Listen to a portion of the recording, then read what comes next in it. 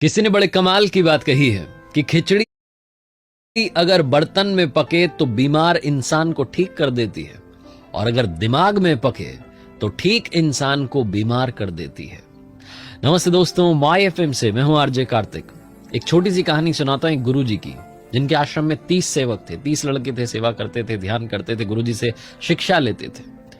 उनमें से एक लड़के की बहन की शादी कुछ महीनों में थी और वो सेवक बार बार गुरुजी के पास जाता था और उनसे कहता था, गुरुजी आपको चलना है, मेरी बहन की शादी है और मुझे छुट्टी भी देनी है। गुरुजी कहते थे, तुझे जाना है तुम चले जाना, मैं शादियों में नहीं जाता हूं, मेरा आशीर्वाद हमेशा तुम्हारे साथ है। वो बार बार घुमा फिरा करके अपनी बहन की शादी की बात लाता था, क्योंकि वो लड़का चाहता था कि गुरुजी थोड़ी मदद कर दें। आश्रम में जो चढ़ावा आता है उसमें से कुछ पैसा मिल जाए ताकि मेरी बहन की शादी अच्छे से हो जाए। गरीब परिवार का लड़का था, बार बार ये बात लाता रहता था, लेकिन गुरुजी कुछ कहते नहीं थे।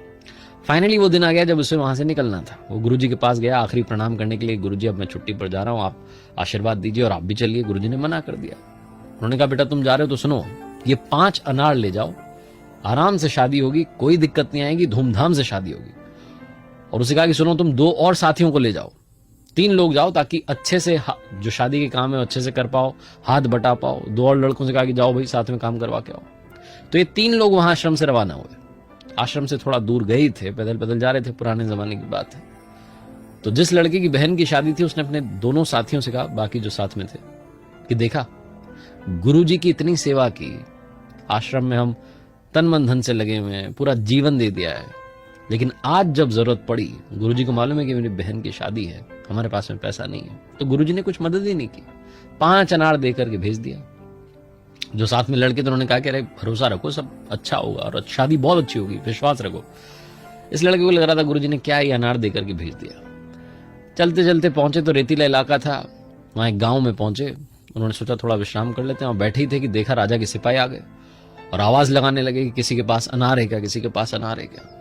तो गए जाकर के सिपाहियों से पूछा, भाई अनार क्यों चाहिए। तो एक सिपाही ने बताया कि राजा की बेटी बीमार है, वैद्य जी कह रहे हैं कि इस इलाके में तो कहीं अनार होते नहीं, अगर कहीं से अनार मिल जाए और अनार के साथ ये दवाई ले ले तो बच्ची जल्दी स्वस्थ हो जाएगी।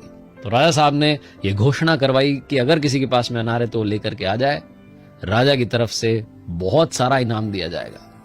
ये तीनों लड़के, तीनों सेवक पहुंचे राजा के दरबार में, जाकर के अनार दिए। अनार के साथ राजा की बेटी ने वो दवाई ली, बच्ची स्वस्थ हो गई। राजा बड़ा खुश हुआ। राजा ने अपनी तरफ से बहुत सारा इनाम दिया, बहुत सारा पैसा दिया, सोने चांदी के आभूषण दिए और कहा कि तुम्हारी बहन की शादी धूमधाम से होगी, शानदार होगी। ये लोग आए, इन्होंने अपनी बहन की जो शादी थी वो करवाई। जब बहन विदा हो रही थी, वो लड़का जिसकी बहन थी, उसकी आंखों में आंसू थे और वो याद कर रहा था वो सारी बातें जो उसने गुरुजी के लिए कही थी, गुरुजी के लिए सोची थी कि गुरुजी ने 5 अनार दे दिए। उसे पता नहीं था कि ये 5 अनार उसकी बहन की शादी धूमधाम से करवाएंगे। कहानी बहुत छोटी है लेकिन सार बहुत बड़ा है। हमें उस पर भरोसा करना चाहिए जिसने हमें इस दुनिया में भेजा है।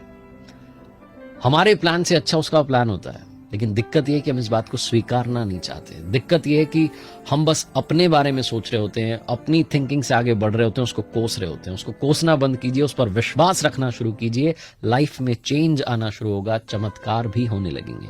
लेकिन सबसे पहले खुद पर और ऊपर वाले पर यकीन रखना शुरू कीजिए। एक बार फिर से वही बात जो अक्सर आपसे कहता हूं, ऊपर वाले के आशीर्वाद के साथ, अपनी मेहनत और अपनों के प्यार के साथ कर दिखाओ कुछ ऐसा कि दुनिया करना चाहे आपके जैसे।